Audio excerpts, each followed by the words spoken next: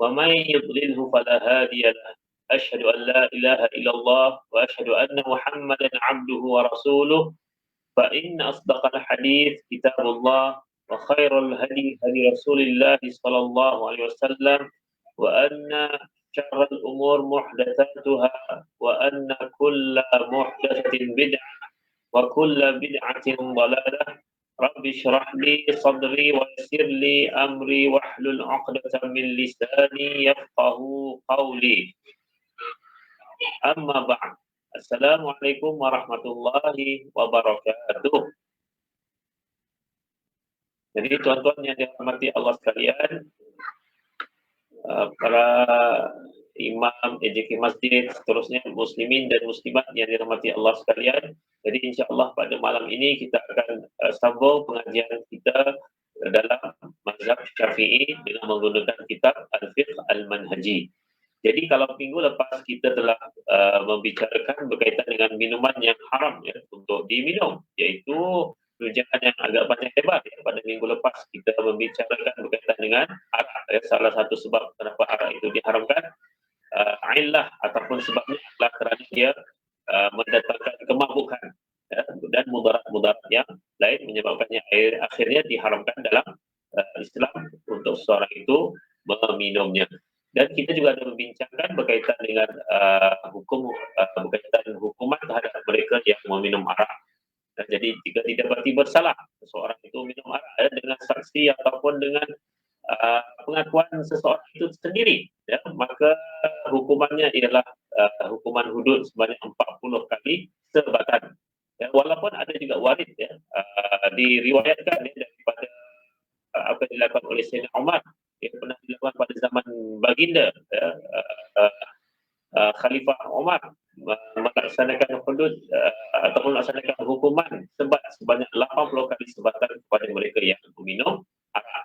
Jadi ulama mentafsirkan ini sebagai 40 kali adalah hudud dan 40 kali yang bakinya adalah dianggap sebagai hukuman ta'zir, ataupun bila sebut ta'zir ini maknanya perkara yang tidak ditentukan secara spesifik di dalam Al-Quran dan Hadis, tetapi berdasarkan ijtihad yang ditentukan oleh pemerintah. Dan bila kita sebut ijtihad pemerintah, maknanya kalau situasi pada zaman sekarang ini apa yang telah digubal ya, dalam kanun undang-undang sesebuah negara itu. Jadi 40 kali ada juga 40 kali hudud dan juga 40 kali satu lagi ada dianggap sebagai ta'zir. Itu hukuman kepada mereka yang meminum arak. Kemudian kita akan lihat ya, pada hari ini kita akan sentuh perkara yang berkaitan dengan permasalahan dadah ya, ataupun istilahnya al-mukhaddirat ya. Jadi dadah ni bagaimana ya, dalam Islam hukumnya dan juga bagaimana pendalilan yang digunakan oleh ulama untuk memberi hukuman terhadap dadah ini bagaimana ya. Jadi kalau kita lihat mukhaddirat ataupun al-khadar, istilah asalnya al-khadar asalnya dari al-khidru yang bermaksud pelindung rumah dan seumpamanya. Jadi perkataan al-takhdir bermaksud keadaan akad yang tertutup. Ia bermula dengan selesu, badan terasa berat dan longlai, seolah-olah tertutup oleh sesuatu.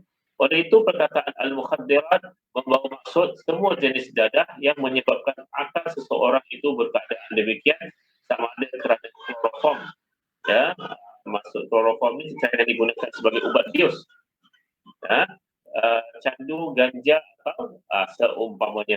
Jadi itu secara umumnya adalah al-mukhaddirat. Jadi apakah hukum bagi dadah ini? Hukumnya dalam Islam haram mengambil dadah walau apapun jenis dan cara menggunakannya. Ya, seperti macam-macam jenis lah pada hari ini. Kalau bukan ganja ataupun dalam ini pusat hiburan kadang dijadikan sebagai bentuk pil ekstasi, ataupun setengah itu menggunakan sebagai syabu dan beberapa jenis lain lagi ya. Jadi semua itu adalah haram ya menggunakannya. Ini kerana ia memudaratkan akal dan badan dan menyebabkan penyakit serta pelbagai implikasi buruk yang diketahui oleh umum ya, dari segi ekonomi, dari segi semualah ya, macam-macam yang kita boleh kaitkan dengan penagihan dadah ini. Justru pengharaman termasuk dalam hukum benda-benda yang memabukkan sebagaimana telah dinyatakan dahulu. Ini berdasarkan hadis daripada Ummu Salamah radhiyallahu anha yang berkata, "Nah Rasulullah sallallahu alaihi wasallam an kulli muskirin wa muftarin." Jadi Rasulullah melarang sebarang benda yang memabukkan dan melemahkan. Ini riwayat Abu Daud dan riwayat Ahmad ya. Sudah pasti jika kalau berkaitan dengan arak ni memang telah disebut secara jelas ya, dalam Al-Quran, innamal khamru wal maisir, kita telah sebut minggu sebelum ini ya, dalil daripada Al-Quran berkaitan dengan pengharaman arak ataupun daripada hadis Nabi itu sendiri ya, berkaitan dengan kullu muskirin, maknanya benda yang memabukkan. Jadi bila ada orang mungkin tadi, jadi dadah ni adakah di sana ada dalil yang spesifik, dalil khusus yang Nabi ataupun disebut dalam Al-Quran secara jelas berkaitan dengan dadah ini sebagai satu yang haram. Jadi sudah pasti ya, tidak ada dalil yang khusus ya disebutkan dadah itu haram dalam Al-Quran dan hadis. Ya. Sekalipun tidak ada dalil yang khusus, jadi tidak bermaksud benda itu jadi boleh digunakan. Ya. Mungkin ada orang yang nak mempertahankannya, jadi dia kata tidak ada dalil dari Al-Quran dan hadis, jadi benda ni boleh kan, kenapa kamu mengharamkan sesuatu yang tidak diharamkan dalam Al-Quran dan Sunnah? Betul, ada orang kata begitulah kan ya. Jadi itu ada satu pandangan yang salah kan ya. Kerana kalau kita lihat sumber hukum dalam Islam itu yang disepakati itu dalilnya ada 4 ya. Al-Quran, As-Sunnah, Ijma' dan Qiyas. Al-Quran jelas, As-Sunnah, hadis Nabi, ijma' kesepakatan para sahabat, dan terakhir adalah qiyas. Jadi al-mukhaddirat ini pengharamannya datang pendalilannya kita boleh masukkan menggunakan dengan kaedah qiyas tadi. Dia memang tidak ada dalil yang spesifik. Lebih-lebih lagi kerana dadah ini adalah benda yang bersifat baru. Maknanya dadah ini tidak wujud pada zaman Nabi sehingga memungkinkan disebut berkaitan dengan hukumnya. Jadi bagaimana qiyas itu? Jadi qiyas itu dia menyamakan hukum yang telah sedia ada dalam Al-Quran ataupun dalam hadis. Dia disamakan kerana ada persamaan dari sudut illah tadi ya. Apa persamaannya ya? Kalau yang ini biasanya kalau qiyas contohnya dikaitkan dadah ni dengan arak. Jadi oleh kerana arak itu haram, ilahnya memabukkan. Ataupun sebabnya kerana memabukkan. Jadi pada dadah persamaannya dengan arak pada tadilah memabukkan, maknanya menutup akal dia, tak boleh fikir secara waras. Jadi itu persamaannya.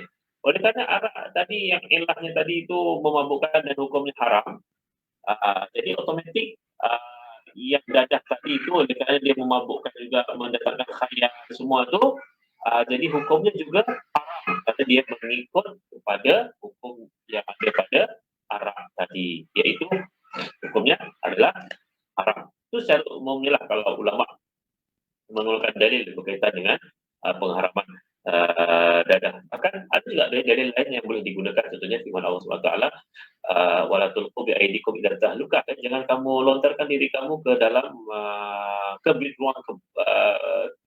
kebinasaan. Jadi daripada ayat Quran juga ini menunjukkan bahawa kalau mengambil arak, mengambil dadah itu sudah pasti boleh mendatangkan kebinasaan, mudarat. Maka dia juga adalah diharamkan. Atau kita boleh menggunakan kaedah fiqh, kan kaedah fiqh jadi banyaklah. Jadi antaranya la darar wa la dirar. Tidak boleh memudaratkan diri dan tidak boleh memudaratkan orang lain. Jadi menggunakan kaedah ini jadi boleh membawa kesimpulan bahawa hukum untuk seorang itu mengambil dadah, hukumnya adalah juga haram ya. Bahkan kesannya cukup jelas ya dari segi sosial, ekonomi semua ya. Jadi bahkan ketagihan dadah itu cukup hebat lah kan ya. Sekiranya orang tu sampai dah tua pun susah untuk dia hilang ya, dia punya tabiat dadah ni ya, yang dia buat dari segi muda sampai ke tua, susah nak hilang. Boleh terlibat dengan jenayah, pecah rumah dan macam-macam. Bahkan kita boleh lihat ya, banyak kes bila dia tak dapat dadah semua tu, jadi dia akan ugut mak bapaknya, dan banyak kes akhirnya dia bunuh mak bapak dia dalam keadaan mungkin separuh sedar, pasal dia tak dapat tu tangan menggigil semua tu, akhirnya bunuh untuk dapatkan duit, ya, untuk membeli dadah. Dan akhirnya bila banyak generasi kita yang menagih dadah, maka kesannya ialah lemahlah satu masyarakat, lemah sebuah negara, dan akhirnya mudah untuk dikuasai oleh kuasa asing, ya. Jadi apakah hukuman bagi orang yang mengambil dadah inilah, ya? Jadi hukuman mengambil dadah ialah ta'zir, iaitu hukuman yang jenisnya dan ringan atau beratnya terserah pada keputusan hakim. Ya, sudah pasti hukum hakim tadi itu berdasarkan apa yang telah disebutkan dalam undang-undang sebuah negara, ya. Sama ada penjara, sebat, celaan ataupun lain-lain, ya. Secara umum kita di Malaysia ni kalau seorang itu yang mengedar dadah tu yang lagi teruk kan, ya, kerana bila mengedar siapa yang ada dadah, saya tak pasti, tak ingat berapa gram. Jika sabit kesalahan itu lebih daripada kadar tersebut, maka hukumannya boleh hukuman gantung. Dan itu kalau mengedar dadah. Tapi kalau menagih dadah, harta tersebut serenti sajalah, ya. Jadi sampai boleh kata seorang itu kerap kali masuk serenti, keluar masuk semua. Jadi hukuman itu ikut kepada apa yang ditentukan oleh sebuah negara tersebut. Walau bagaimanapun, jika dijatuhi hukuman sebat, disyaratkan tidak sampai bilangan minimum hukuman had dalam Islam. Jadi maksudnya di sini kalau nak buat sebat seseorang itu jangan sebat lebih 40 kali, ke bawah 40 kali lah. Itu pun kalau menggunakan sebatan secara syariah. Dan kita pun tahu, ya, oleh kerana kalau ikut perundangan kita di Malaysia pun, siapa yang mengambil dadah ni dia tidak masuk mahkamah syariah, dia akan masuk mahkamah sivil. Ya, kalau sekalipun ada maknanya kalau ada hukuman sebat sekalipun, sebatnya secara sivil, ya. Jadi bukan yang secara syariah, ya. Jadi dia berbeza sudah di situ. Tapi tak apa, dia masuk dalam ta'zir walaupun dia bukan jadi gini pun kita tetap jangan salah faham lah, sekalipun di dalam mahkamah sivil, jadi adakah semua yang dalam mahkamah sivil itu tidak Islamik? Hanya Islamik apabila dalam mahkamah syariah? Tidak semestinya lah, ya. Jadi ruang lingkup yang ada dalam mahkamah sivil juga itu ada termasuk dalam ruang lingkup ta'zir. Contohnya mereka yang terlibat sengaja dalam aksiden, kemalangan tunggang kereta secara cuan, mungkin ada dikenakan denda, penjara, semua. Jadi itu semua termasuk dalam perkara yang bersifat ta'zir. Maksudnya diberi keluasan kepada sebuah negara itu untuk menentukan hukuman yang sesuai bagi negara tersebut. Ya, jadi Islam dia tentukan yang very spesifik hanya dalam bab jenayah, jadi kan hanya dalam bab hudud dan juga bab qisas, ya. Yang biasanya qisasnya bunuh balas bunuh, kan. Jadi itu dua perkara tadi, hudud dan qisas. Selain daripada hudud dan qisas, dia termasuk dalam ta'zir, iaitu di sini ada ruang yang luas, ya, untuk pemerintah, ya, untuk menentukan hukum yang sesuai, ya, kepada masalah-masalah ini, ya. Jadi cara merawat semua itu termasuk jugalah, ya. Jadi adakah dengan hukuman ataupun sekali dengan cara untuk merawat seseorang itu untuk dia kembali ke pangkal jalan. Jadi semua itu ditentukan kebijaksanaan oleh pemerintah tadi. Namun demikian, walaupun kita sebut secara umum tadi, ya, dadah tadi itu secara umumnya hukumnya adalah haram untuk diambil. Jadi ada beberapa keadaan yang mungkin dia terkecuali daripada hukum yang umum tadi, ya. Pertama, ini yang biasalah ketika kecemasan ataupun darurat ataupun dalam keadaan darurat. Jadi dalam keadaan demikian maka diharuskan, dibenarkan untuk seorang itu mengambil dadah. Jadi macam mana itu dikatakan sebagai darurat, ya? Jadi kalau menurut Profesor Dr. Wahbah Zuhaili rahimahullah, jadi darurat itu berlaku kata seorang manusia keadaan yang amat berbahaya dan kesusahan yang sangat berat, ya. Jadi bimbang berlaku kemudaratan atau kesakitan terhadap anggota badannya semua. Jadi ada kata dia tak buat benda tu boleh mungkin sampai susah, bahkan sampai tak hilang nyawa, itu paling tertinggi lah. Jadi maka di situlah adanya boleh digunakan ada situ adanya pengecualian dalam mudarat tadi, ya, sesuai dengan firman Allah Taala dalam surah Al-An'am, فَمَنِ اضْطُرَّ غَيْرَ بَاغٍ وَلَا عَادٍ فَإِنَّ رَبَّكَ غَفُورٌ رَحِيمٌ. Sadaqallahul azim. Yang bermaksud Kemudian siapa yang terpaksa memakannya kerana darurat, ini makanan-makanan yang haram contohnya, sedang ia tidak mengingininya dan tidak melampaui batas, maka sesungguhnya Tuhanmu Maha Pengampun, lagi Maha Mengasihani. Ini dari surah Al-An'am ayat 145. Jadi yang pertama dalam keadaan seorang itu kecemasan ataupun darurat, jadi dibenarkan untuk mengambil uh, dadah. Ya. Kedua, keperluan perubatan. Ubat yang sebati dengan bahan memabukkan yang tidak lagi dikenali sifat dan ciri-cirinya harus diambil oleh pesakit dengan nasihat doktor. Sekiranya tiada ubat lain yang boleh menggantikannya. Ini pentinglah ubat kena dos-dos yang tertentu, karena ubat ini dia boleh dia menjadi penawar bagi penyakit. Ya. Tapi kalau tersalah dos, ubat tadi boleh bertukar menjadi racun kepada anggota badan seseorang. Jadi tak boleh sembarangan ubat ni. Sama juga lah ubat yang digunakan, andai kata perlu adanya mungkin beberapa komponen dadah semua tu untuk keperluan perubatan, maka itu adalah dibenarkan. Terus ada pun ubat yang tidak sebati dengan bahan yang memabukkan tidak harus diambil untuk mengobati penyakit walaupun dengan nasihat doktor atau arahan daripadanya.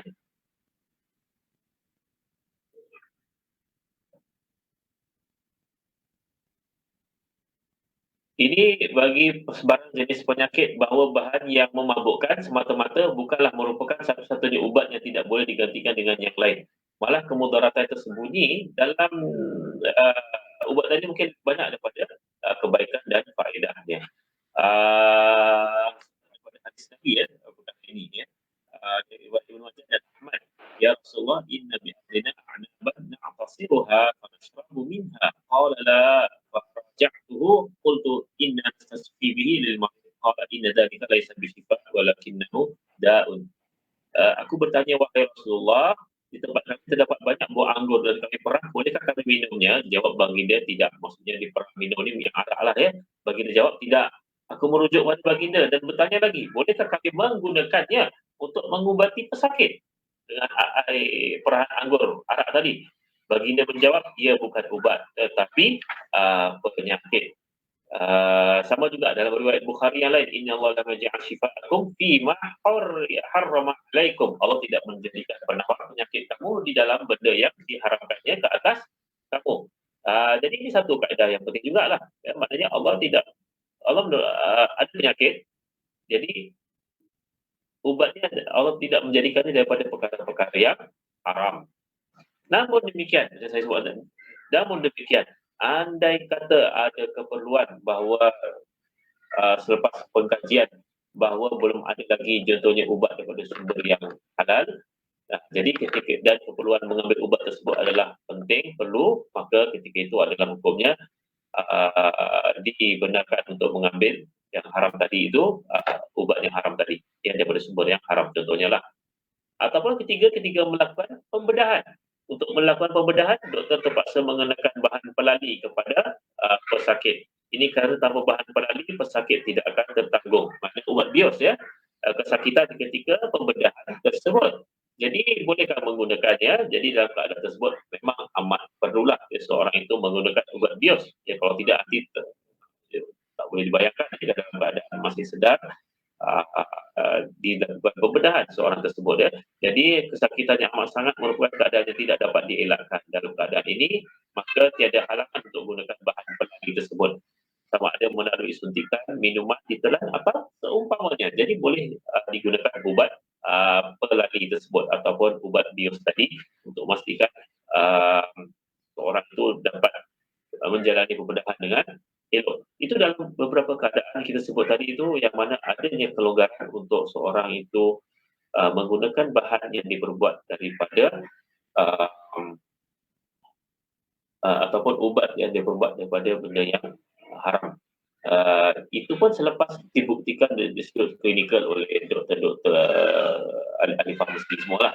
Jadi bukannya hanya dengan kata-kata ataupun testimoni tertentu daripada orang. Jadi itu kena hati-hatilah mungkin di tempat kita selain daripada perkara berkaitan dengan dadah ni, selain itu juga adalah berkaitan dengan ketum ataupun daun ketum ya. Jadi daun ketum secara umumnya kerajaan tidak membenarkan lagi untuk ditanam secara komersial. Jadi siapa yang tanam tu memang boleh didapati bersalah di Malaysia setakat ini.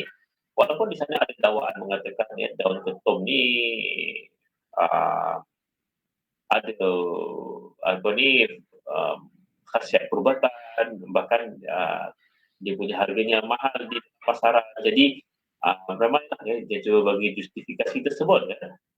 Tapi banyak kajian dan juga mendapati apa yang dikatakan sebagai bukti perubatan semua tu tak dapat dibuktikan secara saintifik. Bahkan sebaliknya yang berlaku ya. Jadi banyak yang kesan-kesan mubarak mengambil ketum tadi ya.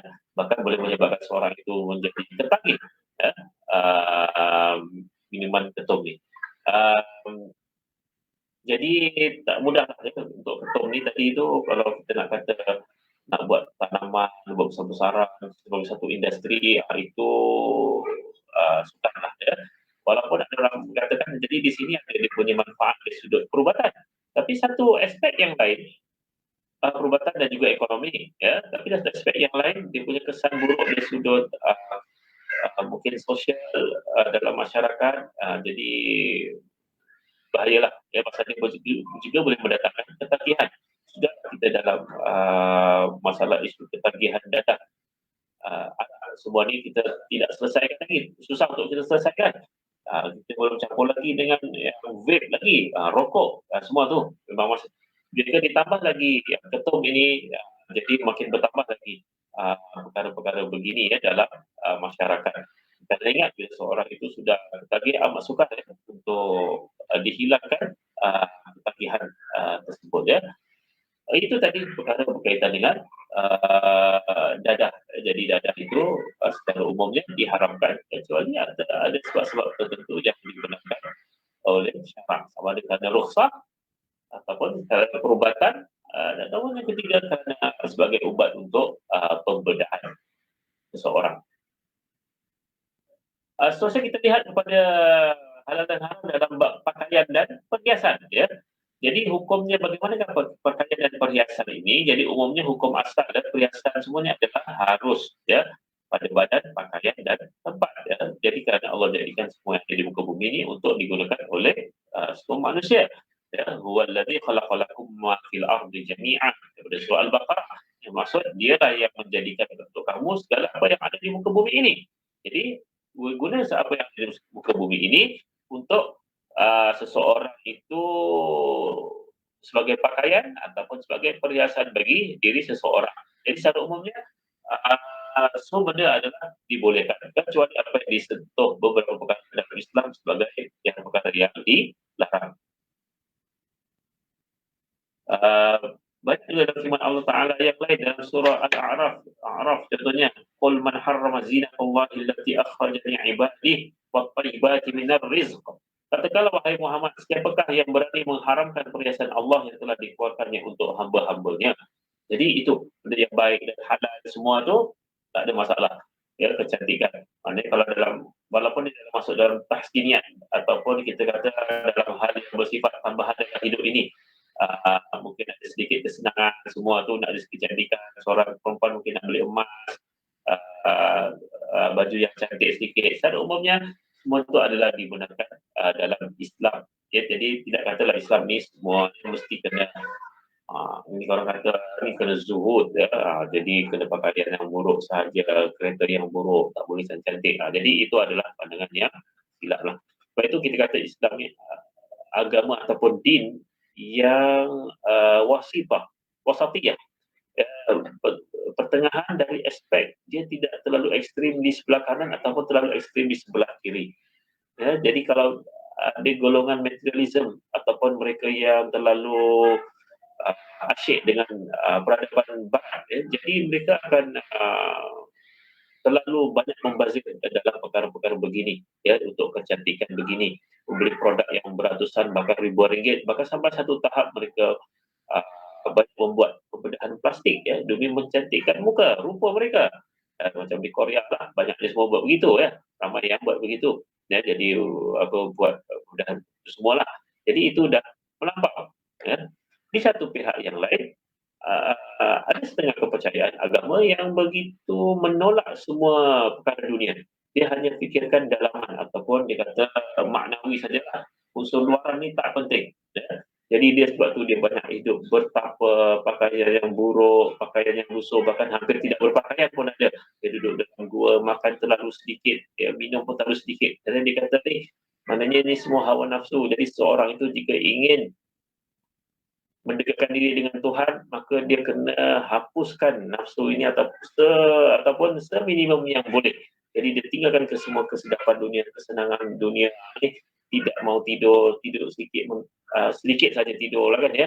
Jadi untuk tinggalkan dunia betul-betul, demi dia kata nak mengejar apa yang kesucian diri untuk akhirnya bertemu ataupun dengan Tuhan. Itu dalam setengah kepercayaan yang lain ya.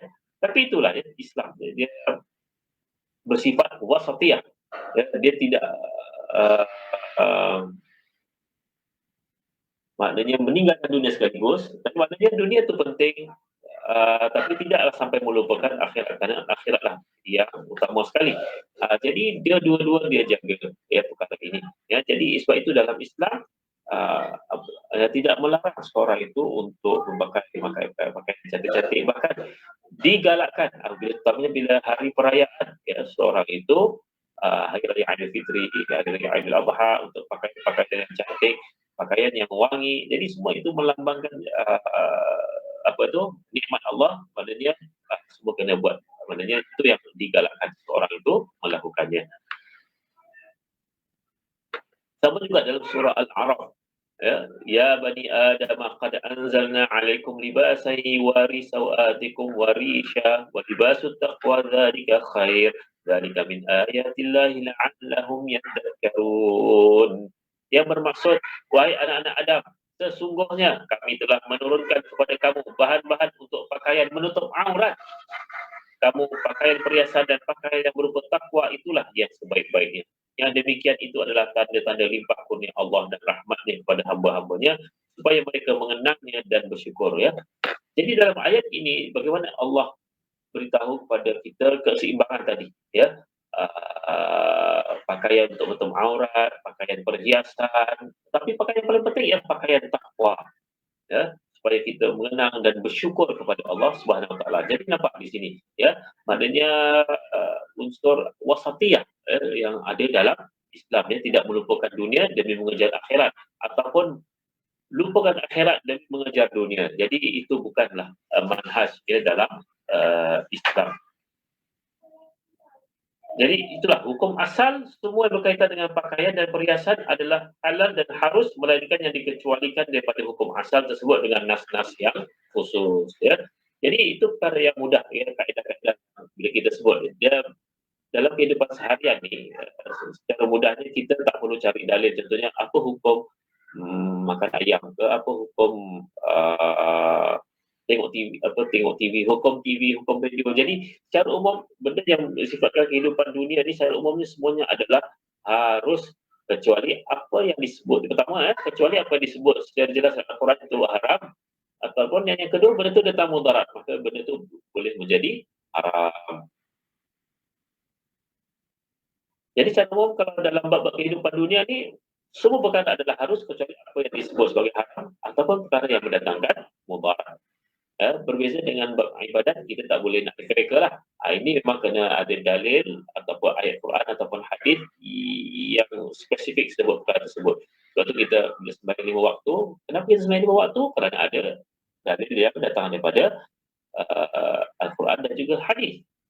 Jadi kita tak boleh suka-suka kurang atau tambah jumlah solat ini yang ada, ataupun kita nak jadikan maghrib ini 4 rakaat contohnya, kerana semua itu telah tetap. Tapi dalam muamalat, hubungan manusia sama manusia tadi ini ataupun diri sendiri tadi ini, jadi di sini ada dia fleksibel ya. Jadi setiap umumnya bukan harus, melainkan apa yang telah ditentukan sebagai yang haram. Apa antara contoh perkara-perkara yang dikecualikan tadi yang maknanya kita tak boleh digunakan ya, melarang ya. Pertamanya adalah penggunaan emas dan perak melainkan untuk jual beli. Ya, tidak harus sebarang penggunaan emas dan perak tadi, kecuali untuk berjual beli dan seumpamanya. Ya, mana tidak harus menggunakan kedua-duanya emas dan perak tadi sebagai bekas makanan. Ini memang orang kafir betul tak tahu dia nak buat apa kan. Jadi dia buat untuk bekas makanan dia, bekas minuman, alat tulis, alat mencelak mata, hiasan rumah, tempat keramaian, masjid. Masjid pakai emas, dia punya kubah emas ya. Kedai dan sebagainya sama ada emas dan perak yang digunakan itu besar ataupun kecil. Pinggan emas. Benar tu berita ni. Tandas emas pun ada, kepala paitnya tu emas. Jadi tak dapat bayangkan akan dia duit terlalu banyak sampai tandas pun dibuat daripada emas ya. Jadi ini tak kira lelaki atau perempuan, maka haram untuk menggunakan pinggan emas, benda semua yang diperbuat daripada emas dan perak ini. Ya. Jadi tidak boleh. Dahlah haram kita menggunakannya. Tapi kalau lebih nisab, wajib zakat. Ya. Begitu juga haram menyimpan barang tersebut yang berbuat emas dan perak walaupun tidak menggunakannya sebagai simpanan. Ya. Untuk gambar display letak dalam almari, jadi gambar ingat mangkuk semua, jadi juga tidak boleh. Dalil-dalil haram digunakan emas dan perak, penggunaan emas dan perak kecuali untuk sebagai jual beli ataupun ada orang jual untuk beli sebagai jongkok emas, itu lain lah ya. Tapi maknanya untuk penggunaan sehari-harian semua tu ataupun ini semua adalah tidak dibenarkan ya. Sebagaimana dalam riwayat Muslim ya, ada disebut man syariba fi ina'in min dhahabin aw fiddah fa inna ma yujarjiru fi batnihi naru jahannam. Itu yang amaran yang diberikan dalam riwayat Muslim tadi ya. Siapa yang minum menggunakan bekas daripada emas atau perak, sesungguhnya dia meneguk neraka jahanam ke dalam perutnya. Ya, jadi ini adalah dalil menunjukkan haram menggunakan emas dan perak. Jadi secara umum kalau larangan yang dalam hadis, jadi kalau larangan saja tidak disebut balasan neraka semua tu, kebiasaannya larangan tersebut tak seperti menunjukkan haram. Ya, dia boleh menjadi makruh begitu. Tapi bila dia ada Nabi sebut larangan, lepas tu di hujungnya disebut balasan di akhirat orang yang melakukan larangan tersebut, maka di situ menunjukkan dia membawa kepada hukum haram. Ya, dan hukuman tidak akan diberi kecuali orang yang dianggap berdosa lah. Jadi sebab itulah menggunakan emas dan perak tadi di kesimpulannya adalah hukumnya adalah haram. Sama juga dalam riwayat Bukhari dan Muslim ya, daripada Huzaifah radhiyallahu anhu, katanya aku mendengar Rasulullah SAW bersabda, maksud jangan minum menggunakan bekas daripada emas dan perak, dan jangan makan menggunakan pinggan daripada kedua-duanya. Kesemuanya adalah bagi kegunaan orang kafir di dunia. Maknanya itulah, walaupun digunakan oleh orang bukan Islam di dunia itu, maka biarlah mereka yang menggunakannya. Jadi kita sebagai umat Islam tidak boleh menggunakan emas dan perak untuk dibuat sebagai pinggan ataupun sebagai cawan semua. Itu tadi. Kemudian kalau kita lihat ya, contohnya bagaimana pula kalau bekas yang ditampal dengan emas dan perak, ya, bekas tu berlubang ataupun dah apa benda ni retak. Jadi kita nak tampal lubang tadi itu dengan emas ataupun perak ataupun bekas tadi itu ialah retak pecah. Jadi kita nak sambungkan dengan menggunakan emas ataupun perak. Jadi apakah hukumnya? Jadi hukumnya adalah haram sama sekali menggunakan bekas yang ditampal dengan emas. Sama ada tampalan tersebut besar atau kecil. Dan sama ada pada bahagian yang digunakan atau di bahagian yang lain. Jadi tidak boleh. Ya. Sementara bekas yang ditampal dengan perak, ini beza kan? Ada beza ya. Haram menggunakannya jika tampalan itu besar tanpa diperlukan. Walau bagaimanapun harus menggunakannya jika tampalan tersebut kecil sahaja ataupun besar tetapi diperlukan. Maksudnya di sini kalaulah ditampal dengan emas banyak banyak ditampal dia lebih, bukan setakat bahagian yang berlubang tapi dia tampal lebih daripada tersebut sehingga kan banyak kan, maka itu jadi haram. Tapi kalau andai kata ditampal kerana memang perlu ditampal, lubangnya besar, maka tampal peraknya pun besar, maka tak ada masalah, dibenarkan kerana itu diperlukan. Tapi kalau saja nak melebihkan emas yang digunakan tadi untuk tampal pada periuk tadi tu, maka tidaklah, maka hukumnya adalah haram. Namun dari segi, tak tahulah dari segi praktikalnya macam manalah pada hari ini. Adakah kita tinggal mangkuk besi ni semua ni, kalau berlaku lubang ni, ya, tampal dengan, sanggup tampal dengan perak dengan emas kan, ya, mahal tu, ya. Kadang mungkin kos membuat benda tersebut jauh lebih mahal berbanding kita beli yang baru sajalah, ya. Sekarang pun banyak bekas yang baru, ya. Itu adalah mungkin lebih baik, ya. Sementara bekas yang ditampal dengan perak tadi, nomor ini boleh dah, ya. Bagaimana riwayat Al-Bukhari, aku melihat mangkuk Nabi yang terdapat pada Anas bin Malik. Mangkuk tersebut pecah dan dia telah mengikatnya dengan perak. Ia merupakan mangkuk yang elok dan lebar yang diperbuat pada kayu yang baik. Anas berkata, aku memberi Rasulullah minum banyak kali dalam mangkuk ini. Jadi ini dalil yang digunakan menunjukkan boleh, ya, menggunakan perak, ya, untuk tampal bekas, ya, yang pecah, ya, di sini. Bagaimana pula hukum menggunakan bekas yang disadur dengan emas dan perak, ya? Sadur ni maknanya dia tak ada apa-apa rosak kan, satu ni, tapi disadur dengan emas, diliputi dengan emas ataupun perak.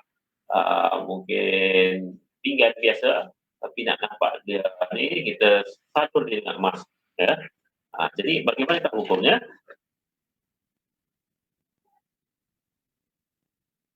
Harus menggunakan bekas yang disadur dengan emas dan perak sekiranya sedikit yang tidak terhasil emas dan perak daripadanya jika ia dipanaskan dengan api. Maksudnya dia kata bekas itu dileburkan, jadi kalaulah tak terhasil pun emas dan perak, jika dipanaskan dengan api, maka tak ada masalah. Walau bagaimanapun, haram menggunakan bekas yang sadurannya banyak terhasil emas atau perak daripadanya apabila ia dipanaskan. Justru tidak harus menggunakan bekas tersebut dan menyimpannya. Begitu juga haram menampal ataupun menyadur atap rumah dan dindingnya dengan emas dan perak, walaupun sedikit yang tidak terhasil emas dan perak daripadanya apabila dibakar. Haram, ya, menyadur atap rumah. Ni orang yang memang dah tak tahu duit nak buat apa lah kan, ya. Jadi nampak kuning keemasan tu, dia sadur dengan emas dan perak, ya. Tidak bolehlah, ya. Haram, ya, buat perkara begini, ya. Jadi mungkin ada yang bertanya bagaimana pula dalam laptop ataupun komputer yang ada even dalam handset, ya, barang-barang elektronik ini yang dikatakan ada juga itu yang daripada sedikit lah daripada emas, ya. Jadi yang ini memang banyak digunakan, ya. Bahkan kalau kita lihat, ya, dalam Olimpik, ya, yang baru ni di Tokyo, Jepun, ya. Jadi emas yang digunakan ialah emas yang diambil daripada bahan buangan elektronik ni tadi tu, dia cabut-cabut semua tu, ada sedikit emas yang ada dalam setiap peralatan tersebut dikumpul, dileburkan, dijadikan buat pingat emas, ya, Olimpik lah kan, ya. Okey. Jadi bagaimana yang emas yang terdapat dalam komputer kita, dalam RAM ke apa, saya tak pastilah kan, ya, prosesornya, ya, ataupun dalam laptop, kan. Jadi itu sebut benda tersebut adalah dibenarkanlah, ya, kerana satu sebabnya ialah kenapa digunakan emas, ya, bukan untuk berlagak ataupun sengaja untuk bermewah-mewah, ya, tapi penggunaan emas tersebut kerana satu, dia lebih tahan berbanding menggunakan logam yang lain, ya. Walaupun emas itu sudah pasti kalau syarikat ini dia nak dapat kurang modal, sudah pasti lebih baik dia menggunakan logam yang lebih murah. Tapi kenapa digunakan emas juga menunjukkan memang itulah yang diperlukan, ya, untuk mungkin jalan lancar bila terlalu panas. Jadi dia tidak mudah cepat rosak. Jadi ciri-ciri itu ada pada emas menyebabkan mereka menggunakan bahan sedikitlah daripada emas untuk peralatan elektronik ni tadi, ya. Jadi itu tak ada masalah besar sangat. Bab hukum menggunakan bekas yang diperbuat daripada bahan galian yang mahal, ya. Harus menggunakan bekas yang diperbuat daripada bahan galian yang mahal selain emas dan perak. Belian, permata, pernilam, batu delima, semua tu boleh digunakan. Ini kerana tiada nas yang melarang penggunaannya, sedangkan hukum asal bagi satu itu ialah harus selagi tiada dalil yang mengharamkannya. Dalam persoalan ini tidak terdapat satu dalil pun yang mengharamkannya. Justru mengkiaskannya dengan hukum emas dan perak adalah kurang tepat. Okey, oleh kerana tiada dalil yang jelas mengharamkan penggunaan contohnya berlian, ya, permata delima ini, ya. Jadi dibolehkan, ya. Benda ini tidak dihukumkan, jadi harus menggunakannya.